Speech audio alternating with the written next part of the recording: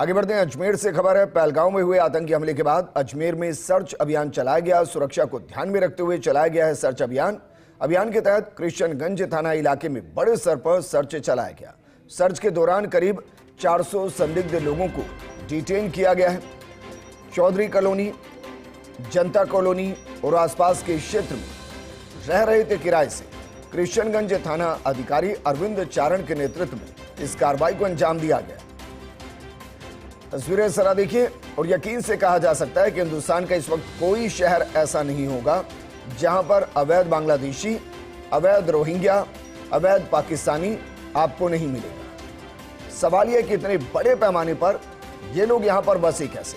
इस सवाल का जवाब है लोकल सपोर्ट के साथ, क्योंकि ये मुमकिन ही नहीं है कि कोई अवैध रूप से हिंदुस्तान के किसी कोने में अपने दम पर रहे। वो किसी के घर किराए के मकान पर रहेगा। किराए के मकान में या तो उसके प्रति हमदर्दी होगी या पैसों का लालच होगा। वजह जो भी हो, लेकिन तस्वीर आपको दिखा रहे हैं। सर्च के दौरान करीब 400 संदिग्ध लोगों को हिरासत में लिया गया है।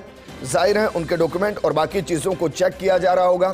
मेरे सहयोगी शुभम जुड़ गए। शुभम, जरा बताइए, जो 400 के आसपास संदिग्ध हैं, ये अवैध बांग्लादेशी हैं, रोहिंग्या है, अवैध पाकिस्तानी है, और कब से यहां रह रहे थे, और क्या इनको लेकर कोई भी डिटेल किसी के पास नहीं? जी बिल्कुल, देखिए मैं आपको बता दूं कि विजेंद्र की लगातार अजमेर के अंदर पूर्व में जो अभियान चलाया गया था उसके अंदर कई बांग्लादेशी जो है वो अवैध रूप से रहते हुए पकड़े गए थे, जिनको डिटेन करने के बाद उन्हें उन पर कार्रवाई करते हुए वापस बांग्लादेश पहुंचाया गया। उसी के बाद जो पहलगाम में जो आतंकी हमला हुआ उसके बाद जो केंद्र सरकार के द्वारा आदेश आए हैं उन्हीं को लेकर के सुरक्षा को ध्यान में रखते हुए एहतियातन के तौर पर अलग अलग क्षेत्रों में अलग अलग सर्च अभियान चलाया जा रहा है, जिसके तहत आज सुबह के समय कृष्णगंज थाना इलाके के अंदर एक सर्च अभियान चलाया गया, जिसके अंदर अलग अलग चौधरी कॉलोनी, जनता कॉलोनी और आसपास के इलाकों से उन लोगों को डिटेन किया गया है जो कि अपने दस्तावेज जो है उनको संदिग्ध नजर आ रहे थे उनको लेके आए हैं। और अब थाने पर उनकी जो वेरिफिकेशन है वो किया जा रहा है कि उनके दस्तावेज भारतीय हैं या क्या वो भारतीय मूल नागरिक हैं या नहीं है, और अगर वो भारतीय नागरिक हैं तो उन्हें छोड़ दिया जाएगा और उनकी डिटेल जो है वो दर्ज की जाएगी, और अगर कोई भारतीय नहीं होता है तो उसके खिलाफ कार्रवाई करते हुए उसको पुनः, चाहे वो बांग्लादेशी हो या फिर अन्य देश का हो, तो फिर पुनः वहां पहुंचा जाएगा। लेकिन लगातार यही बात सामने आ रही है कि कई बांग्लादेशी होने की सूचना जो है पुलिस को वहां पर मिली, जिसके चलते पुलिस ने तुरंत कार्रवाई करते हुए सर्च अभियान चलाया। और पहलगांव में जो आतंकी हमला हुआ है उसको ध्यान में रखते हुए जो सुरक्षा के लिहाजे से जो व्यवस्था की जा रही है उनको ध्यान में रखते हुए ये सर्च अभियान चलाया गया। करीब 400 लोग जो है वो उसके अंदर डिटेन किए गए, उन सभी को थाने पर लाया गया है और अब जो कुछ ही देर के अंदर उनको दस्तावेज जो है वो सत्यापन किए जाएंगे कि जो दस्तावेज है क्या वो भारतीय है, और अगर है तो उन्हें जो है उनको रिलीफ दिया जाएगा, और अगर किसी के दस्तावेज जो पेश नहीं कर पाता जो भारतीय नहीं है तो उसके खिलाफ तुरंत कार्रवाई करते हुए पुनः अपने देश की तरफ पहुंचाया जाएगा।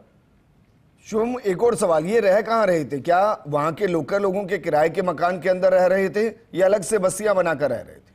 जी बिल्कुल, देखिए विजेंद्र, जो है मैंने बताया कि चौधरी कॉलोनी, जनता कॉलोनी और आसपास के इलाका जो है ये निचली स्तर का जो इलाका है उसके अंदर जो कि झोपड़ियों वाले जो लोग हैं वो अपने आप ही जो कि झोपड़े बना के रहते हैं। कुछ बाहर से आए हुए लोग होते हैं वो काम के लिए यहाँ पे आते हैं और वहीं पर रहना शुरू करते हैं। कुछ लोग जो है कॉलोनियों से लिए गए हैं जो कि किराए पर रह रहे थे, उनको भी जो है कहीं ना कहीं डिटेन किया गया है। तो उनके जो जहाँ पे वो किराए पर रह रहे थे उनके जो मालिक हैं उनसे भी बातचीत की जा रही है कि आपने किराए पर रखा तो किस तरीके से रखा, क्या कोई किरायानामा बनवाया, क्या दस्तावेज आपने चेक किए, तो उसको लेकर के पड़ताल की जाएगी। लेकिन अभी पहले जो दस्तावेज है वो जिनको डिटेन किया गया उनके दस्तावेज चेक किए जा रहे हैं, क्योंकि किसी भी हर संदिग्ध के ऊपर जिसके भी ऊपर जो शक था वो जाहिर ना हो उसको लेकर के तुरंत उनको थाने पर लेकर आए हैं, और हर तरीके से उनके दस्तावेज जो है जो भी उनके पास वैध दस्तावेज है वो सत्यापन किए जाएंगे। और अगर कोई इलीगल यहाँ पर रह रहा हुआ पाया जाता है तो उसके खिलाफ सबसे सशक्त कार्रवाई यहाँ पे अमल में लाई जाएगी। शुभम, शुक्रिया तमाम जानकारी हमारे साथ साझा करने के लिए।